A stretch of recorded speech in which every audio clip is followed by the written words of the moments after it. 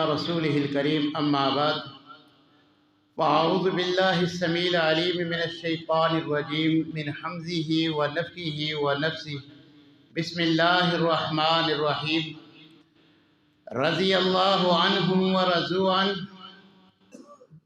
سامعین محترم، یہ بات اپنے دل و دماغ پہ نقش کر لیجئے، میرے پیغمبر کے اصحاب تاریخی شخصیات نہیں ہیں کہ جن کا کیریئر کریکٹر جاننے کے لیے تاریخ کے اوراق کی ورق گردانے کی جائے۔ میرے پیغمبر کے اصحاب قرآنی شخصیات ہیں، اسلامی شخصیات ہیں۔ صحابہ یا کسی صحابی کا کیریکٹر جاننا ہو، کیریئر معلوم کرنا ہو، قرآن سے پوچھیں گے، پیغمبر کے فرمان سے پوچھیں گے، تاریخ اسلام سے پوچھیں گے۔ آج میں اور آپ جمع ہوئے ہیں جناب صدیق کے لیے، آئیے قرآن سے پوچھتے ہیں جناب صدیق کیسے تھے، میرے محبوب کا محبوب کیسا تھا؟ تو قرآن جواب دیتا ہے ثانی اثنین، وہ دو میں سے دوسرا تھا، میرے محبوب پیغمبر کا ساتھی تھا۔ قرآن بتلاتا ہے صحابہ کے بارے میں پوچھنا چاہتے ہو، اولئک ھم المؤمنون حقا، اولئک ھم الراشدون، اولئک ھم الفائزون۔ میرے پیغمبر کے صحابہ جن میں جناب صدیق کا شمار تھا، وہ کامیاب تھے، حقیقی مومن تھے، اور ان کا آپس میں جو تمہیں تاریخی حوالوں سے ان کی دشمنیاں بیان کی جاتی ہیں، یاد رکھنا اشداء علی الکفار رحماء بینہم۔ قرآن بتلاتا ہے جناب صدیق اور ان کے ساتھیوں کا آپس میں پیار اور محبت تھا، دشمنی تھی اہل بیت سے نہیں، اپنے صحابہ سے نہیں، اہل بیت اور صحابہ سے تو اشداء علی الکفار ان سے نہیں تھا، کافروں سے تھا۔ رحماء بینہم، جیسے جناب صدیق جناب عمر کے طرح بھائیوں کی طرح تھے، اسی طرح اہل بیت سے بھی جناب صدیق رحماء بینہم کی عملی مثال تھے۔ بلکہ قرآن تو ہمیں بتلاتا ہے کہ اللہ تبارک و تعالیٰ فرماتے ہیں اے میرے محبوب پیغمبر لو انفقت ما فی الارض جمیعا، جو بھی زمین میں آسمان میں ذرا بھی قیمتی چیز ہے، اے میرے محبوب پیغمبر سب کا سب اس مقصد کے لیے تو خرچ کر دیتا کہ صحابہ کے دلوں میں ایک دوسرے کے بارے میں محبت پیدا ہو جائے، یہ سب خرچ کر کے بھی تو نہیں کر سکتا تھا جو میں اللہ نے مفت میں کر دیا۔ تو میرے محبوب پیغمبر کے اس جلیل القدر صحابی کا ہم جب احادیث سے پوچھتے ہیں تو احادیث ہمیں بتلاتی ہیں کہ جناب صدیق تو وہ تھے جس کے بارے میں زبان رسالت سے نبی کریم علیہ السلام نے فرمایا کہ ان ابا بکر خیر من طلعت علیہ الشمس، کہ اگر جناب صدیق کے بارے میں پوچھتے ہو تو پھر زبان رسالت سے سن لو، آج روئے زمین پر جتنے انسانوں پہ سورج طلوع ہوا ہے ان سب میں سے افضل زبان رسالت سے میری گارنٹی ہے جناب صدیق ہے۔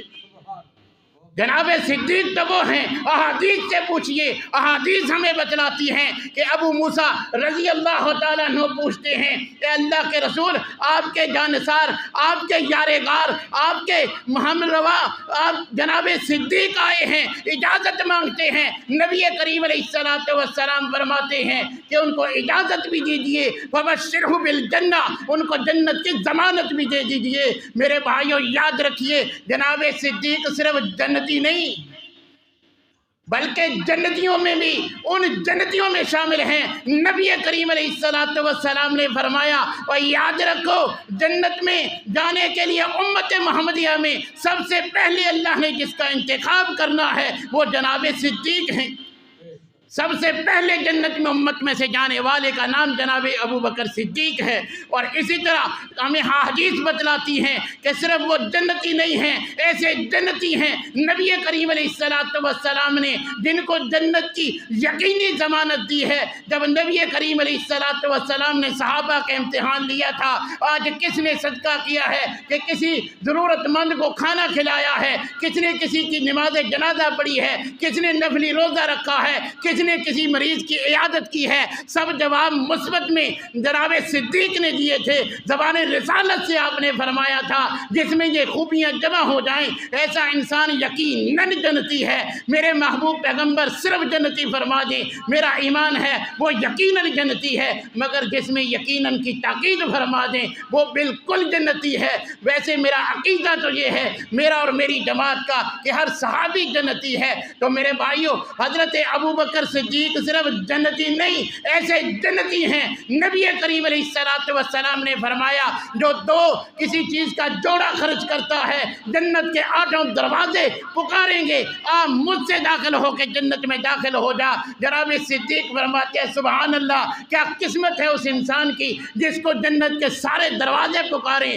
نبی کریم علیہ السلام نے فرمایا ارجو ان تکون منہم ابا بکر، اے ابو بکر مجھ محمد صلی اللہ علیہ وسلم کو امید ہے تو صرف جنتی نہیں بلکہ ان جنتیوں میں تیرا شمار ہے جس کو جنت کے 8 دروازے پکاریں گے کہ ہمیں یہ سعادت بخش کے مجھ سے داخل ہو کے جنت میں داخل ہو۔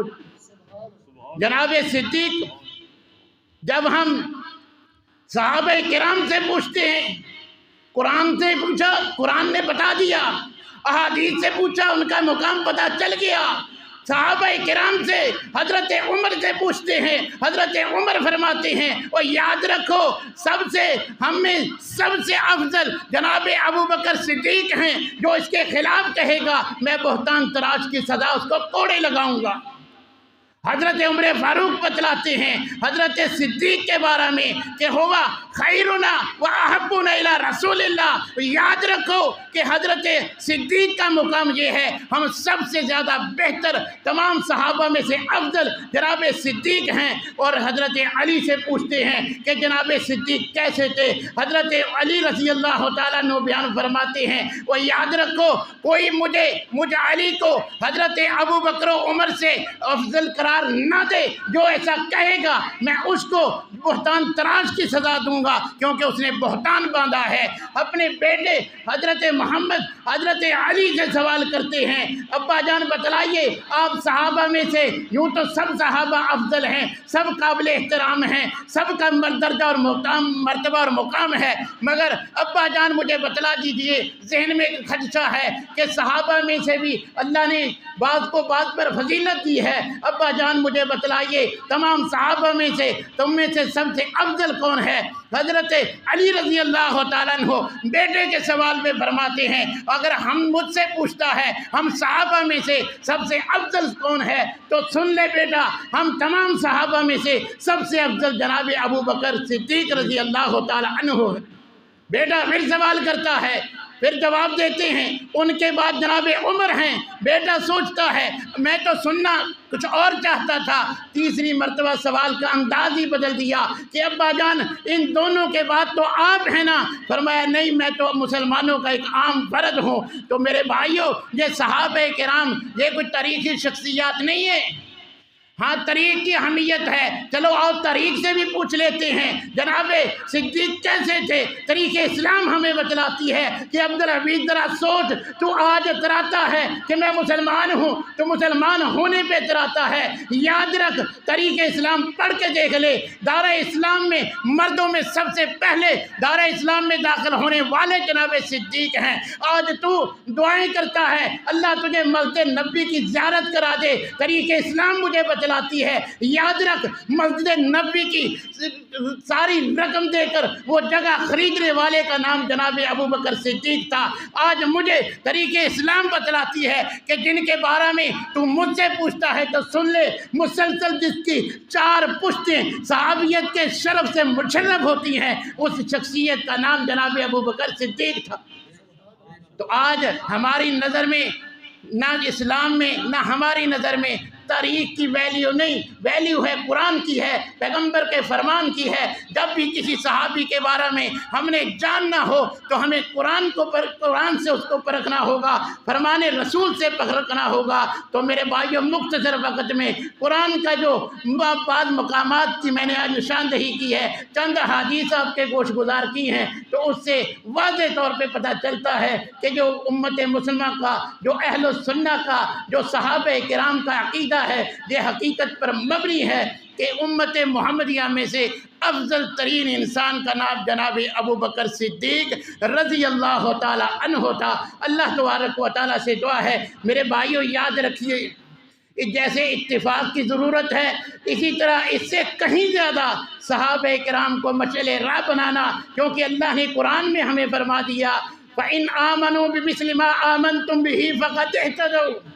نبی کریم علیہ السلام نے صحابہ کی تربیت کی، اشارہ بھی اس حدیث کی طرف کیا کہ آج کس نے نفلی روزہ رکھا، کس نے مریض کی عیادت کی، یہ صرف ثواب کے کام جناب صدیق کے لیے نہیں تھی۔ اگر ہم چاہتے ہیں جیسے صحابہ سے اللہ راضی ہوئے، اللہ مجھ سے اور آپ سے راضی ہو جائیں، جیسے ان کے لیے ان کی زندگی میں زبان رسالت سے جنت کی گارنٹی دے دی، اللہ ہمیں بھی جنت میں ان کا ساتھ دے، تو پھر صحابہ کرام کے نقش قدم پہ چلنا ہوگا۔ جو اچھی صفات صحابہ کرام میں تھیں وہ اپنے اندر پیدا کرنی ہوگی۔ اگر ہم بھی صحابہ کرام کے نقش قدم کو اپنا لیں گے، ان کے طرز عمل کو اپنا لیں گے، تو انشاءاللہ العزیز اللہ مجھ سے اور آپ سے بھی راضی ہو جائیں گے۔ ہمیں بھی دنیا میں بھی اللہ کی خیر و برکت ملے گی، اور آخرت میں بھی صحابہ کے کرام کے ساتھ جنت میں ان کا ساتھ ملے گا۔ اللہ تبارک و تعالیٰ صحابہ سے سچی محبت، پیار اور ان کے طرز عمل کو اپنانے کی توفیق عنایت فرمائے۔ وآخر دعوانا الحمدللہ۔